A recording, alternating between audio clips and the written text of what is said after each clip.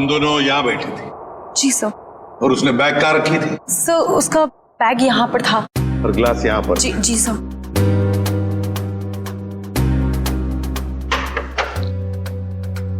मतलब अभिजीत बैग के अंदर गन छुपा कर रखी थी।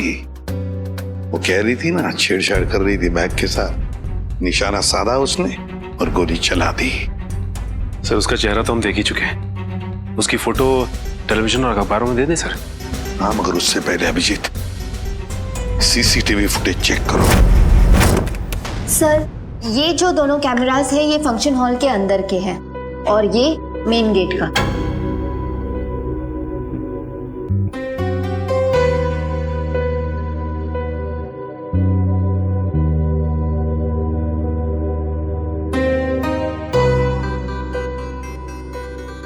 तो काफी देर से आई फंक्शन में। अब जरा ये मेन गेट वाला दिखाना। जी सर।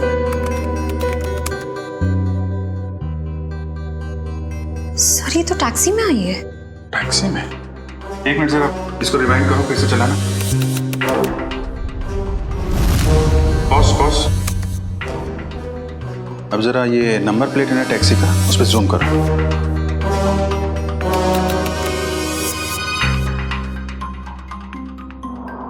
टैक्सी कंपनी से पता करो कहां से बैठी थी ये इस टैक्सी में। जी हाँ, मैं उसी टैक्सी की बात कर रहा हूँ। VWJA 3856। जी हाँ, 23 नवंबर की रात लगभग 8 बजे के आसपास इस टैक्सी ने एक लड़की को तिरला ऑडिटोरियम पहुंचाया। देखिए इस लड़की की सारी डिटेल चाहिए हमें। जी हाँ, खून का मामला है। क्या कहा टैक्सी कंपनी ने? सर कंपनी वाले सारी डिटेल्स ईमेल कर रहे हैं सर। ओके। टैक्सी कंपनी का ईमेल आ गया।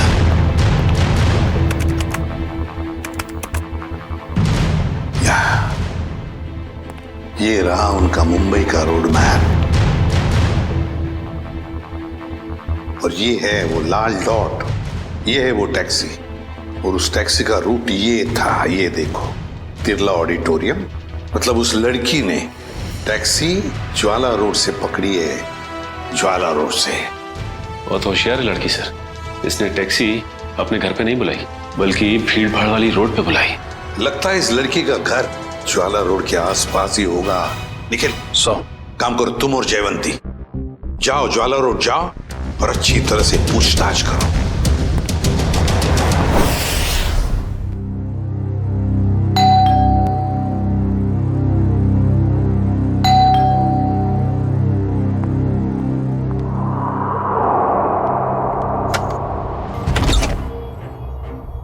शीतल? क्या? शीतल तुम हो ना? आप लोग क्या कह रहे हैं? ये हेडफोन्स निकालोगी तब सुनाई देगा। ओह आई एम सो सॉरी। आप लोग तीनों दीपा के कजिन्स है राइट? मैं आप लोग का ही वेट कर रही थी। हम लोग कोई कजिन वजन नहीं है, हम लोग CID से हैं। CID? सर सब कुछ ठीक है ना? शनिवार दोपहर 3 बजे तुम मॉल में क्या कर रही थी? कौन सा मॉल? वही मॉल जो जवाहर नगर में है। सर मॉल, मैं कोई मॉल में थी नहीं और जवाहर नगर तो मेरे घर से काफी दूर है। मैं वहां जाती ही नहीं हूँ। देखो शीतल, ड्रामा करने की जरूरत नहीं है। अगर तुम जवाहर नगर नहीं गई थी तो तुम्हारा फोन वहां कैसे पहुंच गया? पर मेरा फोन तो गुम हो चुका है, मेरे पास है ही नहीं। आप लोगों को मिला क्या? ओह, तो फोन मिलने रहा है। बहाने अच्छे हैं, मगर CID के सामने ये सारे बहाने पिट जाते हैं, क्योंकि हमें यह भी पता है कि इस वक्त आपका फोन कहाँ है। यहीं पर है, घर पे। नेटवर्क यही बता रहा है। पर मेरे पास तो मेरा फोन है ही नहीं और नेटवर्क और सिग्नल। हाँ शायद हो सकता है कि मेरी काम वाली बाई ने चुराया हो। मैं उसे इनफैक्ट निकालने वाली थी काम से। अंदर कौन है? कोई नहीं, शायद चूहा होगा। चूहा? आप लोग कहाँ जा रहे हैं? आप लोग मेरी मर्जी के बगैर मेरे घर में नहीं जा सकते। सुनिए, आप लोग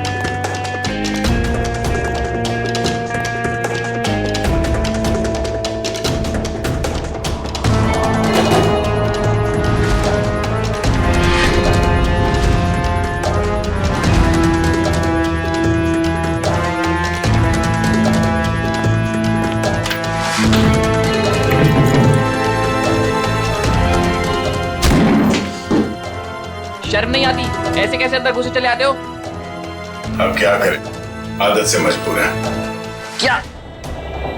काफी बड़ा चूहा है, इसे खुराक की जरूरत है, हम ले जाते हैं।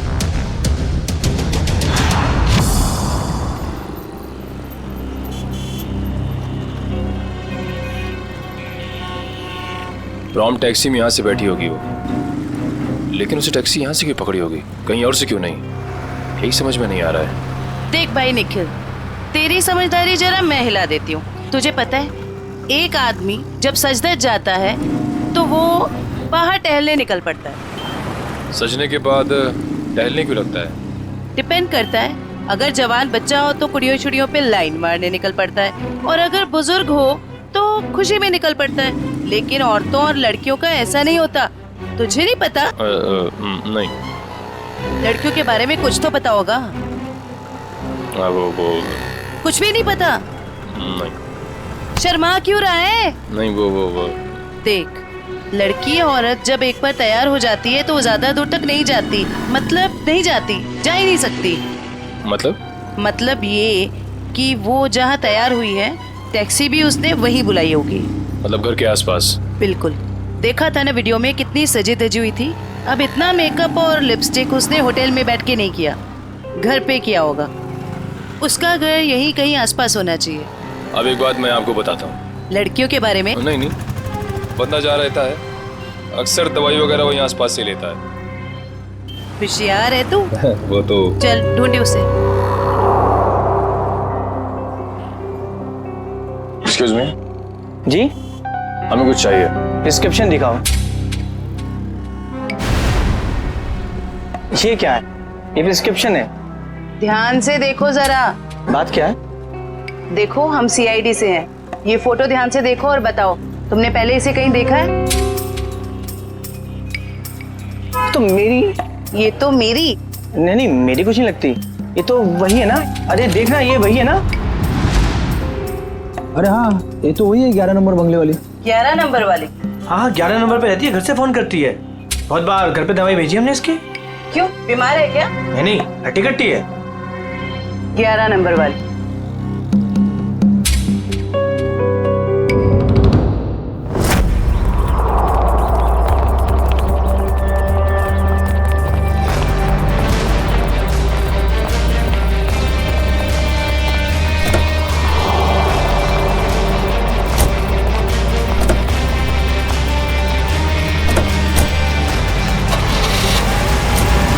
जाकर मम्मी से कहूंगी कि उनके हाथ की ठंडी लस्सी बना कर दे।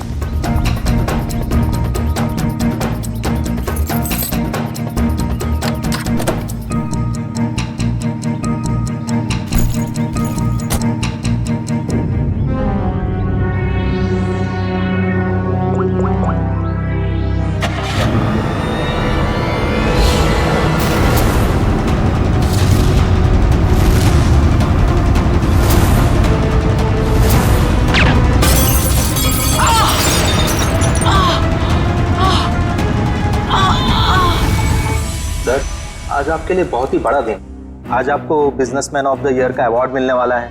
आखिर सर, आपने दिखाई दिया कि इंसान मेहनत से ही सफलता के शिखर पर पहुंचता है। क्या बात है सर, आप कुछ खोए खोए से दिख रहे, कोई परेशानी? नहीं, ऐसी कोई बात नहीं है। अच्छा, वो तुमने कुमार की एनुअल रिपोर्ट भिजा दी? जी सर।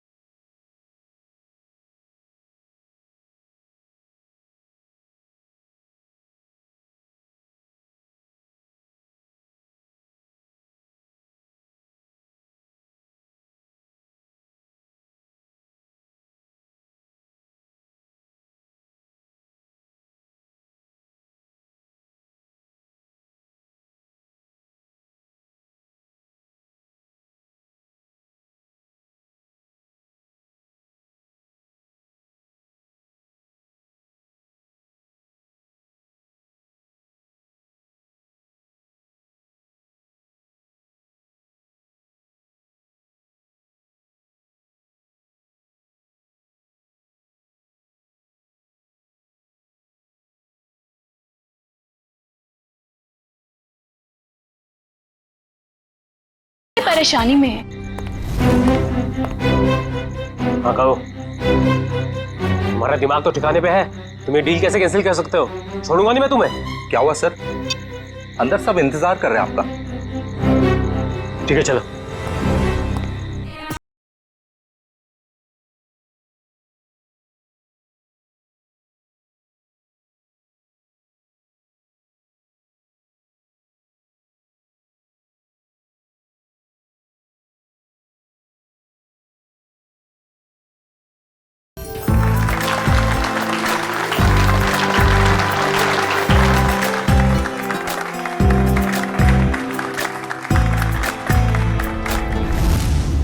अब वक्त है उस घड़ी का जिसका आप सबको बेसब्री से इंतजार था। बिजनेसमैन ऑफ द ईयर का अवार्ड देने का वक्त आ गया है और इस अवार्ड को देने के लिए मैं बुलाना चाहूंगा इस शहर के जाने माने इंडस्ट्रियलिस्ट मिस्टर श्याम विपुल को।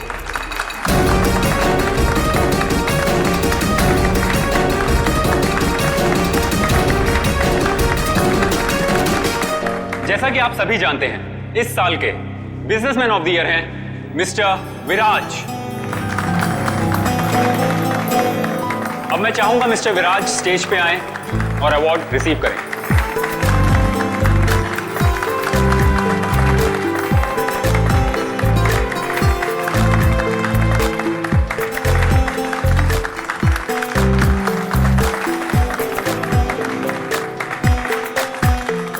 अब मैं चाहूंगा मिस्टर विराज हमारे लिए 2 शब्द कहें।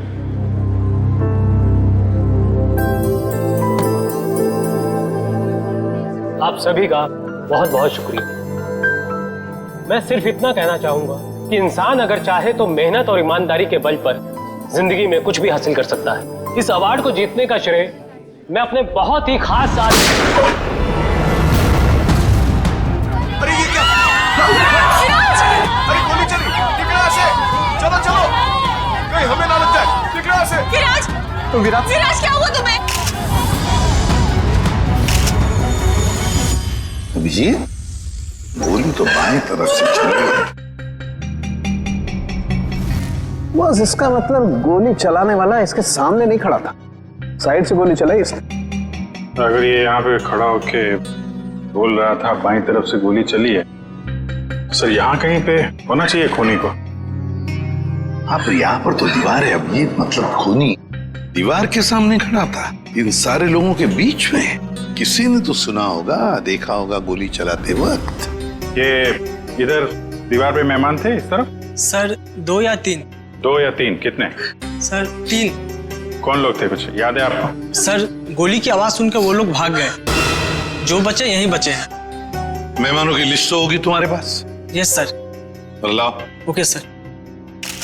वैसे आप लोगों ने देखा किसी को गोली चलाते हुए? नहीं सर। कमाल है, एक आदमी यहाँ पे गोली चलाता है, इनकी मौत हो जाती है, ना किसी ने कुछ देखा ना सुना। ऐसा कैसे हो सकता है?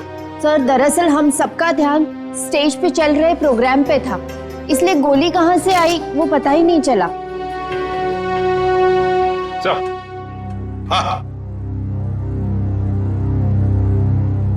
हाँ सचिन,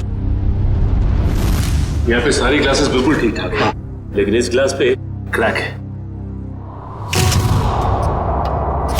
अभिजीत, ग्लास में क्रैक है, मगर ग्लास खड़ा का खड़ा ही गिरा नहीं है। ऐसा क्रैक तो तभी आएगा सर, ये ग्लास किसी से टकराए या फिर बहुत जोर की आवाज हो ग्लास के पास। जरूर ये आवाज गोली चलने की है, और वो गोली इसी ग्लास के करीब से ही चली है। अंके, हाँ आजा। देख, लगता है गोली यहीं से चली है, ग्लास के पास से।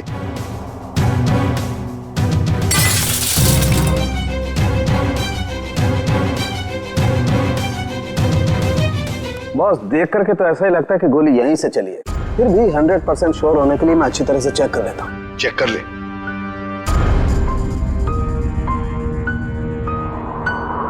आप लोग उसे बिल्कुल नहीं छोड़ना जिसने विराज को मारा है। बिल्कुल, आपसे वादा करते हैं, जिसने भी ये किया है उसे कड़ी से कड़ी सजा दिला देंगे। हिम्मत से काम ले, अगर तू ऐसे करेगा तो काम कैसे चलेगा? चुप हो जा। सीआईडी से आज तक कोई भी मुझे बच नहीं पाया। आप सर मैं शेखर, विराज का चचेरा भाई। और फिर आप? मेरा नाम आशिका है सर, मैं विराज की वर्षों से बिजनेस पार्टनर हूँ सर। और सर मैं विराज जी का पीए हूँ। तो फिर आप में से किसी को भी किसी भर भी शक है किसने किया होगा ये? नहीं सर, उनकी तो किसी से कोई दुश्मनी नहीं थी। नहीं, दुश्मनी तो थी, नहीं तो कोई खून क्यों करेगा? सर मैं कुछ कहना चाहता हूँ। कहिए। सर विराज जी का आज शाम से बहुत ज्यादा मूड खराब था। खराब मूड? उन्हें तो बिजनेस ऑफ द ईयर का अवार्ड मिला था ना, फिर भी मूड खराब था उनका। इस बात से मैं भी हैरान हूँ, इतने बड़े खुशी के मौके पर उनका मूड बहुत ही ज्यादा चिड़चिड़ा था और फोन कॉल आने के बाद तो उनका गुस्से का पारा बहुत ज्यादा बढ़ गया। किसका फोन कॉल था?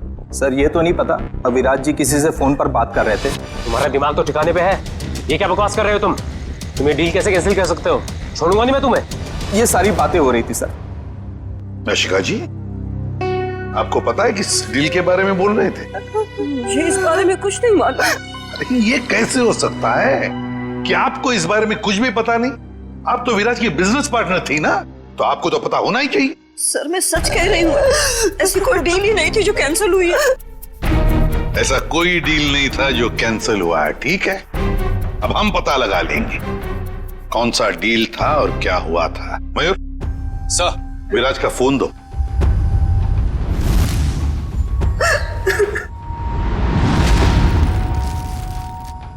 देखो जरा, आखिरी फोन।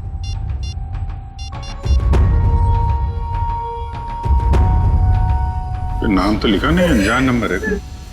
फोन लगा के देखो। फोन बंद आ रहा। फोन बंद आ रहा। अभिजीत, फोन बंद आ रहा है, इसका मतलब है विराज की मौत का जिम्मेदार ये फोन कॉल ही है। पता लगाना पड़ेगा ये फोन नंबर है किसका। मनसा, बेकार की जिद छोड़ दो ना। मम्मा प्लीज समझने की कोशिश करो, मुझे सीआईडी के पास जाना ही होगा, मुझे मदद लेनी होगी मम्मा। नहीं, मैं तुम्हें नहीं जाने दूंगी। फिर से हमला हो गया तुम पर तो। मम्मा प्लीज, मैं जो कर रही हूँ वो ठीक कर रही हूँ, लेट मी डू इट। हाँ, मैं सीआईडी के पास जा रही हूँ, क्या तुम मेरे साथ चलोगी? सर, मोबाइल कंपनी वालों से पता चला है कि वो नंबर किसी अर्जुन के नाम पे रजिस्टर्ड है, जो बगोदिया बस्ती में रहता है। लेकिन उसके घर वालों ने बताया कि अर्जुन तो 5 साल पहले मर चुका है। क्या? और उसका सिम कार्ड कौन इस्तेमाल कर रहा है कुछ पता नहीं। तो बड़ा चालाक है ये खुद, कोई भी सुराग नहीं छोड़ रहा है। 5 साल पहले मरे हुए आदमी का सिम कार्ड इस्तेमाल करता है और फिर विराज का खून भी करता है।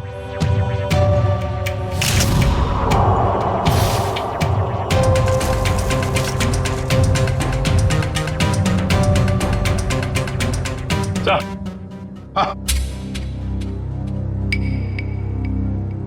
ये देखिए सर, ये देसी कट्टा मिला है इसमें से। लगता है धोनी भागते वक्त गलती से यहाँ गिरा गया। अजीब को नहीं है सर, भाग गया लेकिन हथियार यहीं छोड़ गया हमारे लिए। सर प्लीज हमारी मदद कीजिए, हम बहुत बड़ी मुसीबत में हैं सर। एक मिनट, कौन है आप लोग? सर मेरा नाम मनसा है और ये मेरे बिजनेस पार्टनर है अमन। अच्छा क्या हुआ बताइए। सर हमें किसी ने मारने की कोशिश की है सर, हमारी जान पे हमला हुआ है। किसने किया हमला तुम लोगों पर? कौन, जानते हो आप लोग? सर कुछ नहीं पता है और समझ में नहीं आता है कि हमें मारकर किसे फायदा होगा। देखिए प्लीज आप घबराइए मत, हम लोग पता लगा लेंगे। अच्छा ये बताइए कि जब आप पे हमला हुआ तो क्या आप लोग साथ साथ थे? नहीं सर, अलग अलग जगहों पे हमला हुआ, मुझ पे मेरे ऑफिस में और मंशा पे शॉपिंग मॉल के पार्किंग लॉट में हुआ सर। जी सर, कल दोपहर को करीब 12 और 1 के बीच में। कल दोपहर को? और आप लोग आज हमारे पास आए हैं? आज? कल क्यों नहीं आए? सर हम घबरा रहे थे सर, बड़ी मुश्किल से हम हिम्मत बटोर के आपके सामने आए सर। अच्छा, जिन लोगों ने आप पे हमला किया उनके चेहरे तो देखे होंगे ना आप लोगों ने? सब कुछ इतना जल्दी हुआ कि मैं ठीक से कुछ देख भी नहीं पाई। और ये देखिए, गोली मेरे बाजू में लगी। बड़ी अजीब बात है, गोली चलाने वाले ने देखा तक नहीं कि गोली निशाने पर लगी है या नहीं। सर अच्छा ही हुआ कि उसने नहीं देखा, वरना शायद आज मैं आप लोगों के सामने जिंदा नहीं खड़ी होती। सर जरूरी है किसी अनाड़ी का काम है, क्योंकि अगर प्रोफेशनल होता तो ऐसी गलती बिल्कुल नहीं करता। अमन, क्या तुम पर भी गोली चली थी? सर मेरे साथ जो हुआ वो तो बहुत ही ज्यादा अजीब था सर। हेलो। अरे नहीं यार, ऑफिस में आज अकेला ही हूँ। शनिवार था इसलिए सभी लोग चले गए। मेरा भी थोड़ा बहुत ही काम बाकी है, बस मैं भी जाने ही वाला हूँ। Okay, take care, bye bye bye.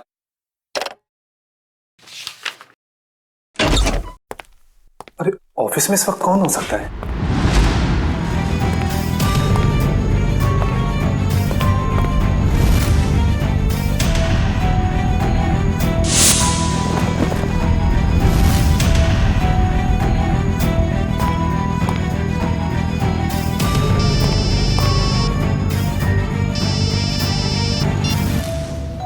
क्या कुत्ते चुकाता है मैं?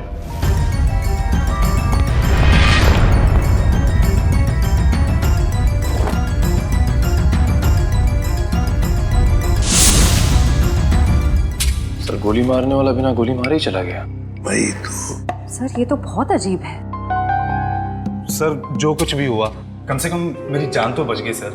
नहीं, ये तो बड़ी अच्छी बात हो गई। अब आप लोग हमारी एक मदद कीजिए उनका स्केच बनवाने में। सर स्केच तो बनवा देंगे, मगर ब्यूरो से बाहर जाने से डर लग रहा है सर। कहीं फिर से हम पे हमला हुआ तो? अब आप पर कोई हमला नहीं कर सकता। अब आप लोगों की सुरक्षा की जिम्मेदारी हमारी है। एक बात समझ में नहीं आ रही है, मंशा पर गोली चलाने वाला करीब से गोली चलाता है मंशा पर जानलेवा गोली नहीं चलाता, और जो अमन पर गोली चलाने गया था वो बिना गोली चलाए वापस चला जाता है। ऐसा क्यों? नहीं नहीं नहीं, ये कुछ अलग ही चक्कर है। सर ये रहा स्केच। Thank you. जाओ। आपको पूरा यकीन है यही लोग हैं वो? हाँ सर, लगभग ऐसे ही थे। ठीक है, थैंक यू वेरी मच। अब आप लोग जा सकते हैं, लेकिन निश्चिंत रहिए, आपकी सुरक्षा के लिए हमारे सीआईडी ऑफिसर्स तैनात रहेंगे। Thank you. Thank you sir. Shreya, देखो क्या ये दोनों पुराने पापी है क्या?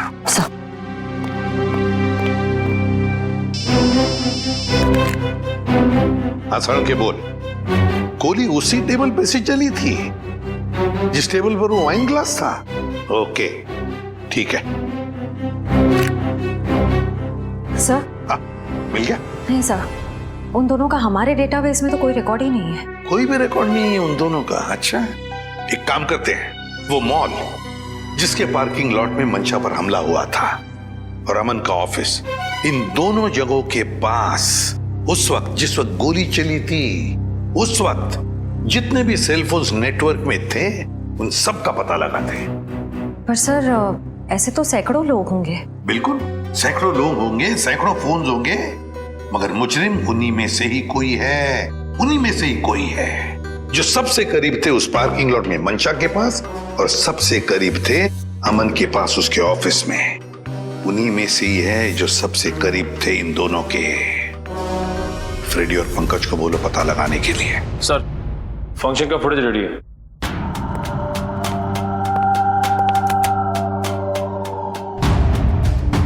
निखिल, अब जूम करो उस टेबल पर जहां से गोली चली थी।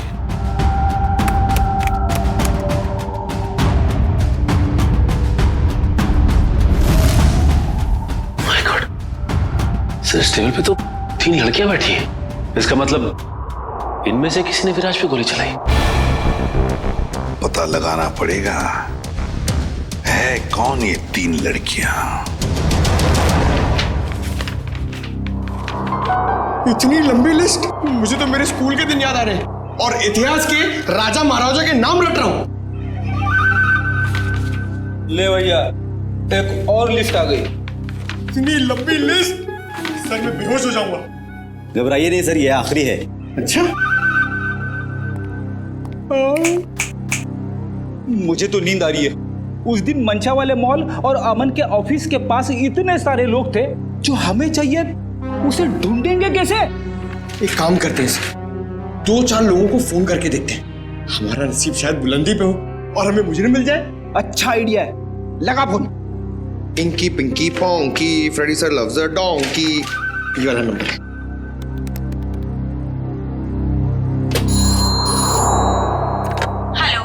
हेलो, क्या नाम है आपका मैडम?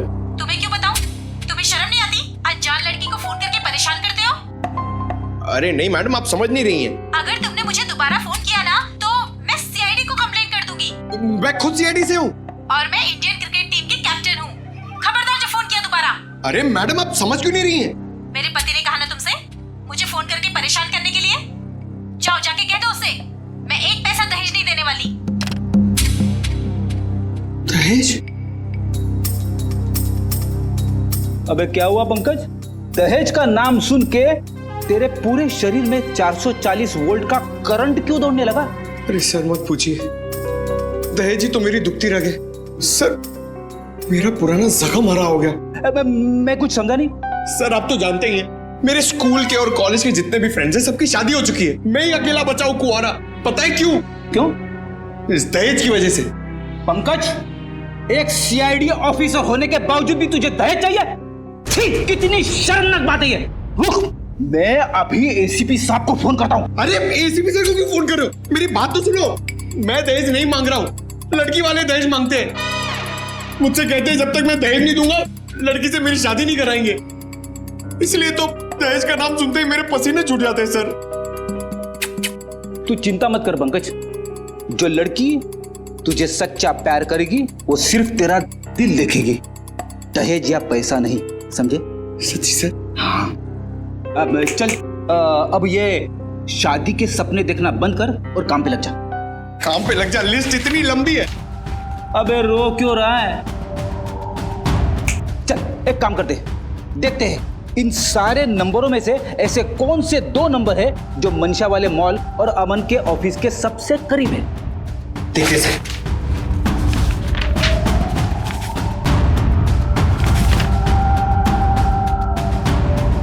सर ये नंबर देखिए सर। सर ये मॉल से सिर्फ 70 मीटर दूर है। सर ये नंबर देखिए, ये ऑफिस से 20 मीटर दूर है सर। एक्सक्यूज मी, ऐसा आप जरा बता सकते हैं कि ये और ये 2 नंबर किसके नाम पे? एक मिनट।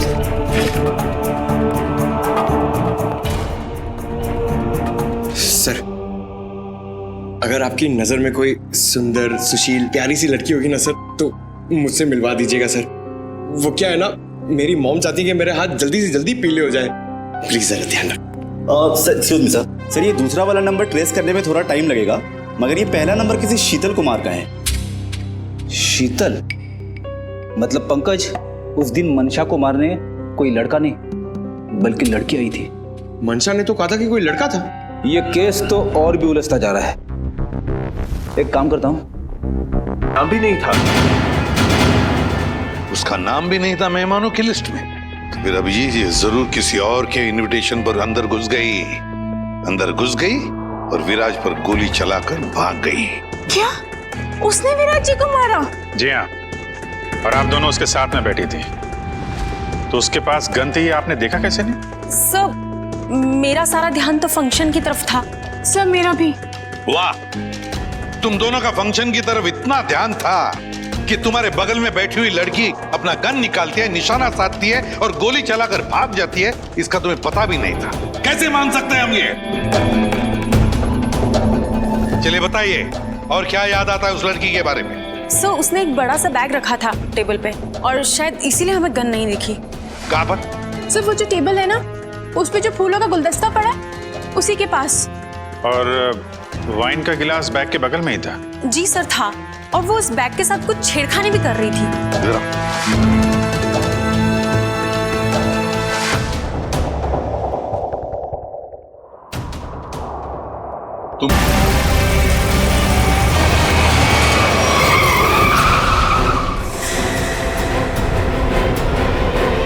ओ मैडम, गाड़ी हटाओ।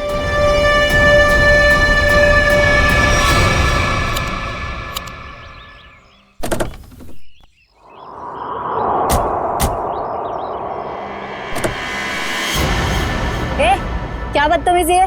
चल गाड़ी हटा। अगर यहाँ बदतमीजी नहीं पसंद तो सीआईडी ब्यूरो चलो, वहां कर लेंगे थोड़ी बदतमीजी। सीआईडी?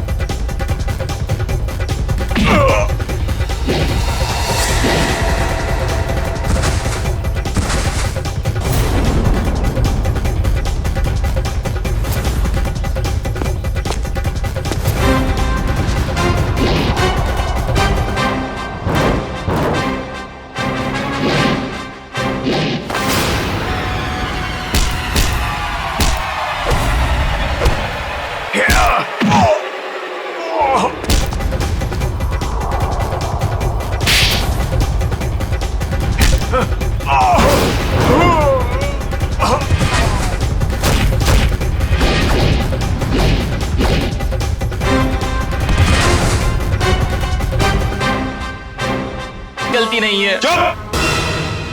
पैसे लेकर लोगों को मारते और कहते हो तुमने कुछ नहीं किया। किसने कहा था तुम्हें मंशा और अमन को मारने के लिए? प्रीतम ने। कौन प्रीतम? वो बड़ी पार्टियों से सुपारी का कॉन्ट्रैक्ट लेता है और हम जैसे लोगों में बांट देता है। मुझे मंशा को मारने के लिए कहा था उसने, और मेरे दोस्त रिंकू को अमन की सुपारी दी थी। मतलब पैसे लेकर लोगों को मारने का पूरा नेटवर्क ये प्रीतम चलाता है। और फिर मंशा और अमन को मारने के लिए प्रीतम को किसने कहा? प्रीतम को किसने कॉन्ट्रैक्ट दिया था? सब विराज ने। विराज? सर इसका मतलब विराज, मंशा और ये अमन का केस आपस में जुड़ा हुआ है। हाँ, पर मजे की बात यह है सचिन कि विराज ने प्रीतम को कॉन्ट्रैक्ट दिया मंशा और अमन को मारने का, और फिर विराज का ही खून हो गया। सर कहीं ऐसा तो नहीं कि अमन और मंशा ने मिलकर विराज को मरवा दिया हो? तो फिर मंशा और अमन हमारे पास क्यों आते हैं?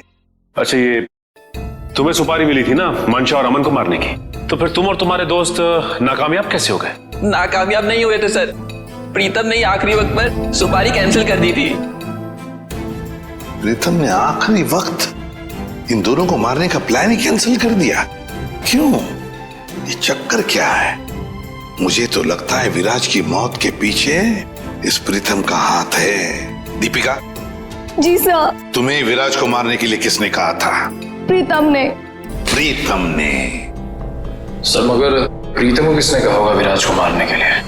वो भी पता चल जाएगा निखिल। सर मुझे कितनी देर यहाँ रुकना पड़ेगा? क्या मैं घर जा सकती हूँ? क्यों? ऐसा कौन सा अच्छा काम किया है जो तुम्हें हम जाने दें? एक खूनी को बचाने की कोशिश की है तुमने, समझे?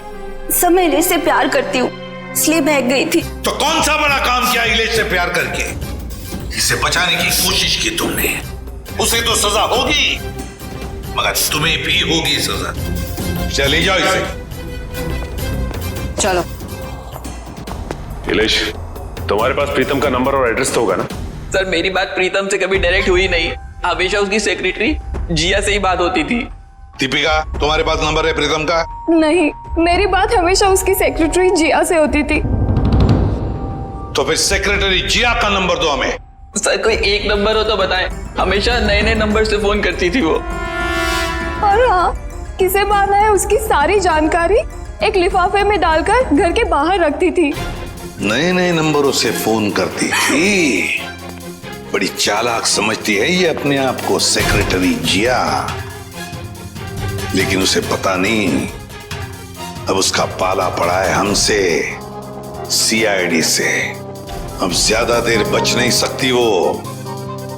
जिया ने जिन जिन नंबरों से तुम्हें फोन किया है वो सारे के सारे नंबर चाहिए हमें अभी, इसी वक्त।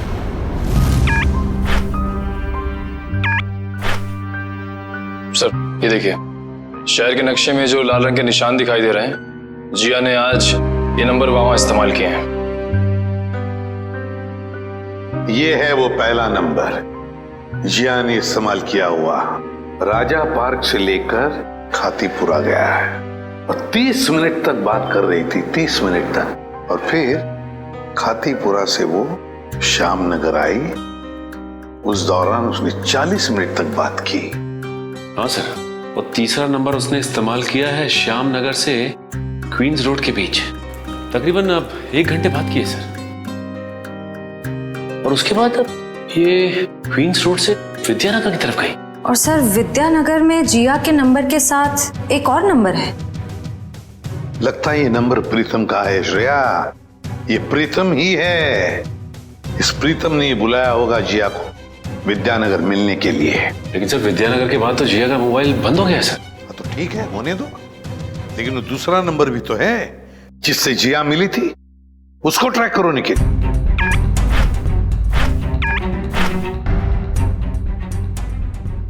सर फिलहाल ये नंबर सिविल लाइन के किसी बंगलो में है, बंगलो नंबर 17।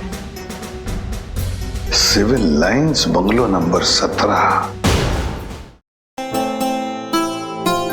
जिया, तेरी साड़ी तो बहुत अच्छी लग रही है, कहाँ से खरीदी? स्पेशली ऑर्डर देके बनवाई है, डिजाइनर है। वाह जिया, तेरी चॉइस को तो मानना पड़ेगा। 1 मिनट। मेरा एक बहुत पुराना दुश्मन है, मुझे उसे मरवाना है, दाम जो भी चल लग जाए। लगता है किसी आशिक का फोन आया है। मैं प्रीतम जी की सेक्रेटरी बोल रही हूँ, आपका संदेश उन तक पहुँचा दूंगी। 10 लाख लगेंगे। अरे 20 लाख दूंगा, लेकिन वो बचना नहीं चाहिए। बहुत नफरत करते हैं हमसे, ऐसा क्या बिगाड़ा है आपका? मिल के बताता हूँ आपको। लगता है दरवाजे पे कोई आया है, मैं आपको थोड़ी देर में कॉल करती हूँ। आप? नहीं, वो मैं ही हूँ, आपसे मुलाकात भी हो गई। आप कौन है? वैसे तो मेरा नाम अभिजीत है, लोग मुझे सीनियर इंस्पेक्टर अभिजीत के नाम से जानते हैं। सीआईडी में काम करता हूँ। आप किस नाम से बुलाना पसंद करेंगी? सीआईडी का यहाँ क्या काम? अरे फोन पे बताया ना आपको। अच्छा वो, मुझे लगा कोई मजाक कर रहा है तो मैं भी मजाक करने लग गई। सुपारी का लेन देन तुम्हें मजाक लगता है? जिया, ये सब क्या चल रहा है? सॉरी गर्ल्स, पार्टी खत्म हो गई है, आप लोग जा सकती हैं। Thank you very much. चलिए चलिए। चलो चलो।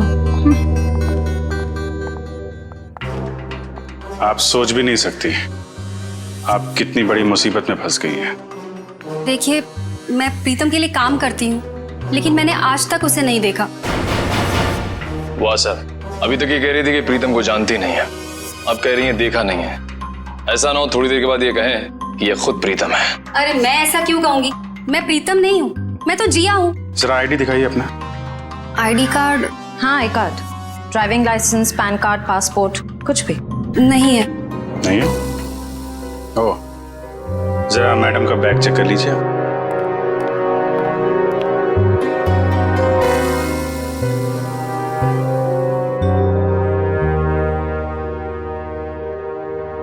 सर, इस खूबसूरत चेहरे का नाम है प्रीतम योगिता। अच्छा, तो आप प्रीतम हैं? भाग के कहाँ जा रही हो? पहले अपने चेहरे का मेकअप तो करवा लो।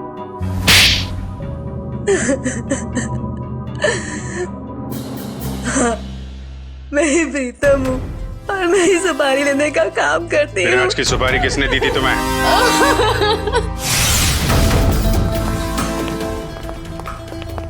माफ कीजिएगा, ऐसे ही चले आए, क्या करते, काम बहुत जरूरी था। आपने दीपिका को गिरफ्तार कर लिया? जी, सीआईडी से वो बच नहीं पाई। लेकिन उसने ऐसा क्यों किया? विराज ने उसका क्या बिगाड़ा था? नहीं, विराज ने दीपिका का कुछ नहीं बिगाड़ा था। तो उसने मेरे भाई को क्यों मारा? क्योंकि किसी ने सुपारी दी थी दीपिका को विराज को मारने की। विराज की सुपारी? लेकिन विराज की सुपारी किसने दी?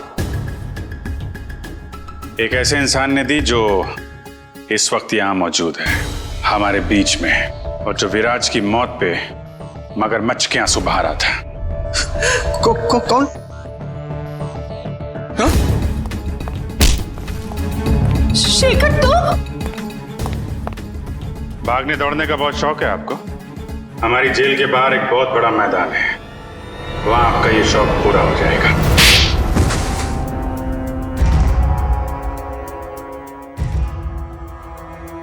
कहने के तो ये हमारा फैमिली बिजनेस था, लेकिन सच तो ये था कि पूरा कारोबार सिर्फ और सिर्फ विराज भैया चलाते थे। और इस बात की तुम्हें जलन थी, हैं? क्यों नहीं होगी जलन? सारी प्रॉपर्टी उनके नाम पे, सारी फैक्ट्रियां, सारी इंडस्ट्री उनके नाम पे थी। भिखारी जैसा महसूस करता था, इसलिए मैंने विराज भैया के प्रतिद्वंदियों अमन और मनसा के साथ हाथ मिला लिया। और तुम तीनों का एक ही मकसद था, विराज की बर्बादी। हाँ, जब विराज भैया को एहसास हुआ कि अमन और मनसा दिन दुगनी रात चौगनी तरक्की कर रहे थे, तो उन्हें बर्दाश्त नहीं हुआ, उन्होंने दोनों की सुपारी दे दी। और इसके पहले कि वो दोनों मारे जाते, तुमने वो सुपारी कैंसिल करवा के विराज की सुपारी दे दी। तो क्या गलत किया मैंने? विराज भैया कौन से दूध के धुले हुए थे? हाँ, वो दूध के धुले नहीं थे, लेकिन तुम्हें उन्होंने एक छोटे भाई से ज्यादा अपने बेटे की तरह समझा था। तुमने जो किया है ना शेखर, उसका तो प्रायश्चित तक नहीं हो सकता। प्रायश्चित के लिए बहुत टाइम मिलेगा, जेल की सलाखों के पीछे फांसी का ऑर्डर आने तक।